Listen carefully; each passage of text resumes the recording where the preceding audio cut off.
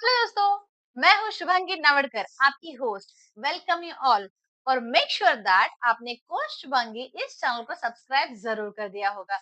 और हाँ, शेयर कर देना इस चैनल को सारे फ्रेंड्स के साथ जो इन्वेस्टिंग की जर्नी स्टार्ट ही करने वाले हैं। आज हम बात करने वाले हैं हमारे सेवेंथ मॉड्यूल के बारे में, लॉन्ग टर्म इन्वेस्टिंग स्ट्रेटजी।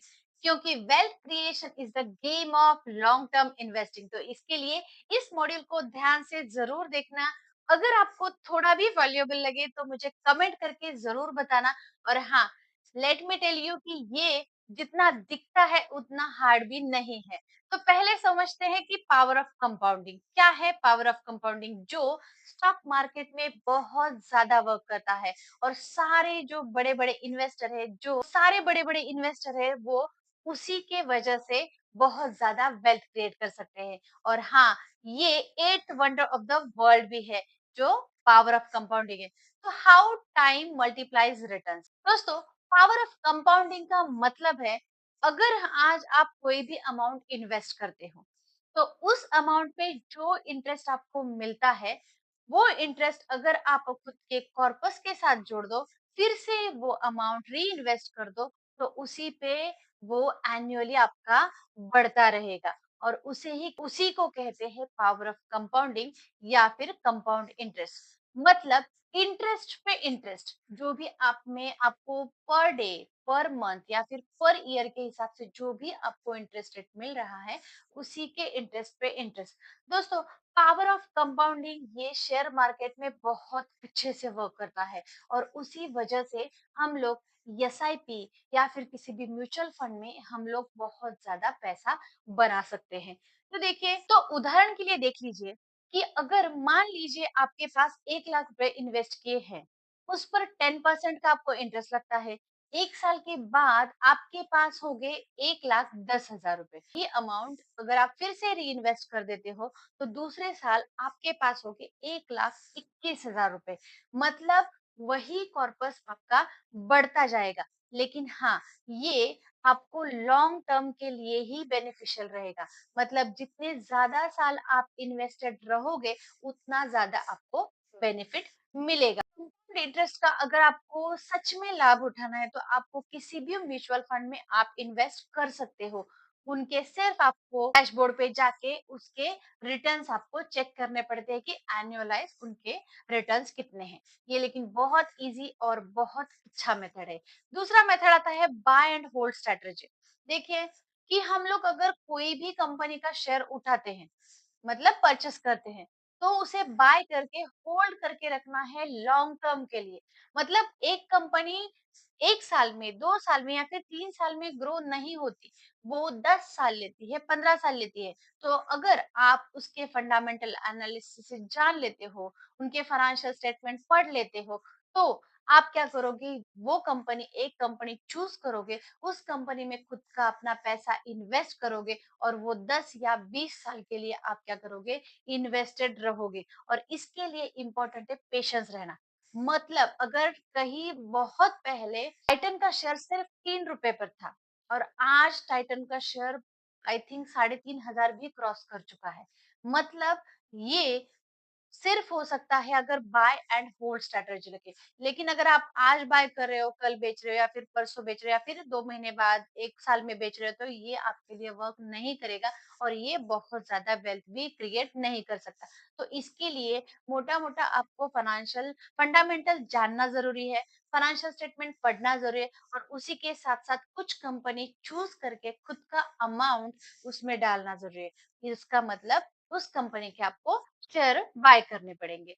तीसरा जो पॉइंट है वो है डिविडेंड इन्वेस्टिंग।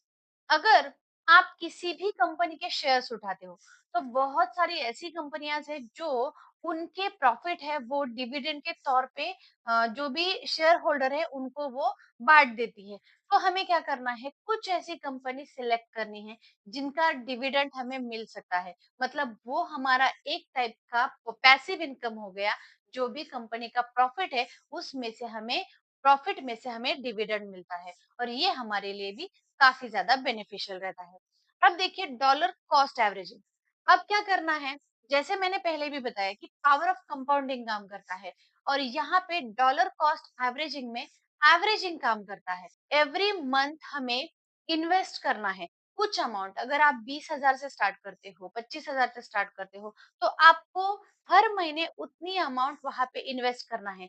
ये आप किसी भी स्टॉक में भी कर सकते हो, किसी ईटीएफ में भी कर सकते हो, या फिर कहीं पे भी म्यूचुअल फंड में भी कर सकते हो। अब इसमें क्या होता है, म्यूचुअल फंड में तो नहीं, लेकिन क्या होता है कि यहाँ पे एवरेज कॉस्ट हो जाती है। मतलब म्यूचुअल फंड में भी अगर आप इन्वेस्ट करते हो, ईटीएफ में खास तौर पे ईटीएफ में इन्वेस्ट करना काफी ज्यादा बेनिफिशियल होता है, क्योंकि ईटीएफ में हमें अगर कोई प्राइस मिल रहा है, अगर कल आज हमने बहुत हाई प्राइस पे भी अगर परचेस कर लिया, लेकिन अगर कल हमें वो लो प्राइस पे मिलता है, तो वहां पे क्या हो जाता है, एवरेजिंग हो जाता है।